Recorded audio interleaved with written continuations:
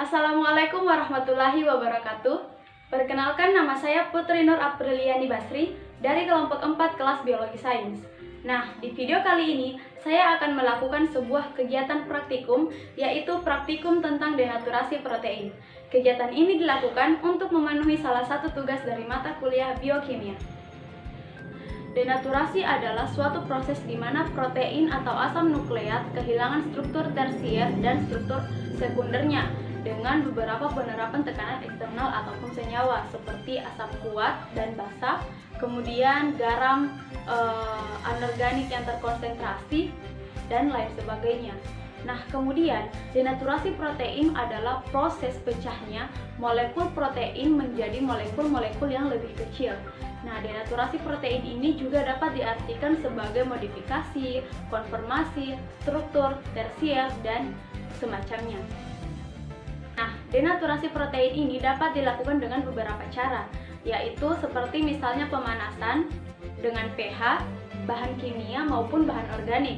Nah, namun pada kesempatan kali ini saya akan melakukan denaturasi protein dengan cara pemanasan. Nah, pemanasan ini dilakukan untuk mengacaukan ikatan-ikatan hidrogen dan juga interaksi hidrofobik nonpolar. Baik, sebelum kita melakukan praktikum, saya akan memperkenalkan alat dan bahan terlebih dahulu. Untuk alat dan bahan yang akan kita gunakan yaitu pertama, di sini ada telur. Saya akan menggunakan telur bebek. Dan yang selanjutnya adalah panci, kemudian air, dan yang terakhir adalah kompor. Untuk prosedur kerja, langkah pertama yang akan kita lakukan adalah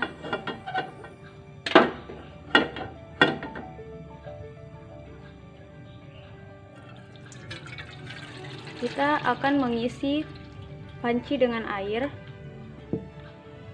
Nah, setelah itu kita masukkan telur ke dalam panci dan kita nyalakan kompor. Selanjutnya, kita tunggu hingga beberapa menit sampai telurnya matang.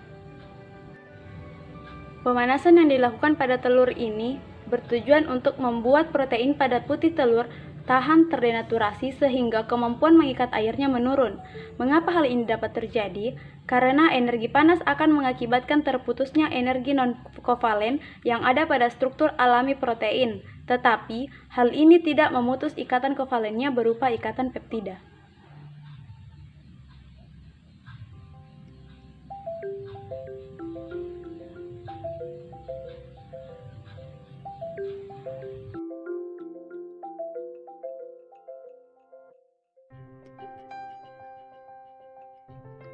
Selanjutnya, kita akan melihat perubahan yang terjadi pada putih telur sebelum dan sesudah terdenaturasi. Kita melihat di sini putih telur sebelum terdenaturasi, warnanya bening, bersifat cair dan juga transparan. Kemudian, setelah terdenaturasi, warna putih telur berubah menjadi putih dan bersifat padat. Nah, kemudian timbul pertanyaan, mengapa putih telur berubah warna dari bening menjadi putih setelah terdenaturasi? Oke, baik. Sebelumnya kita perlu mengetahui seperti apa sih protein itu. Jadi, protein ini terbuat dari rantai panjang asam amino, di mana di dalam putih telur, protein ini berbentuk seperti lipatan yang panjang. Nah, jadi sebenarnya protein pada putih telur ini terdiri dari suatu jenis protein yang namanya albumin. Nah, jika protein ini berada dalam suhu temperatur yang sangat panas, dalam hal ini dimasak, maka akan terjadi sesuatu yang namanya denaturasi, di mana struktur dari si protein ini akan berubah dan tidak dapat berfungsi seperti semula. Hal inilah yang menyebabkan mengapa putih telur itu dapat mengalami perubahan wujud dan juga perubahan warna. Perubahan wujud seperti dari cair ke padat dan juga perubahan warna dari bening transparan menjadi putih pekat seperti itu.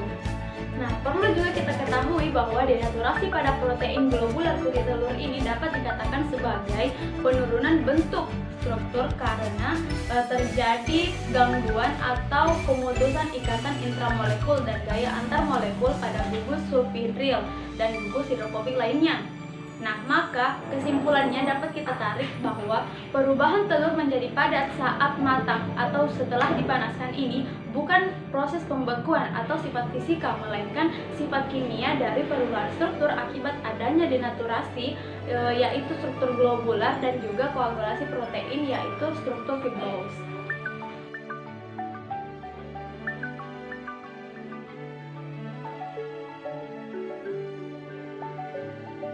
Oke, baik, seperti itulah proses praktikum dari denaturasi protein secara singkat dapat saya jelaskan pada kesempatan untuk membuat video kali ini. Semoga bermanfaat untuk kita semua dan saya akhiri. Assalamualaikum warahmatullahi wabarakatuh.